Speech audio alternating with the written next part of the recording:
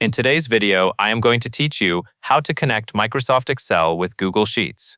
The goal here is to take an Excel spreadsheet file, upload it to Google Drive, and then convert it into a true Google Sheets file. This makes it fully compatible with Google Sheets features, sharing options, and real-time collaboration. Before you begin, make sure your Excel file is saved on your computer and that it uses the .xlsx format.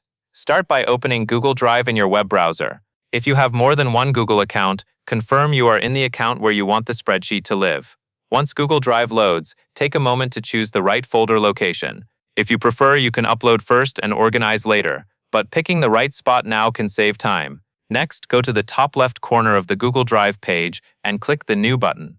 This opens a menu with several options for creating or adding files to your drive. From that menu, select File Upload. A file picker window will appear, letting you browse your computer. Locate your Excel file, select it, and confirm the upload. You will typically see an upload indicator in Drive while the file transfers. If your spreadsheet is large, give it a few extra seconds to finish.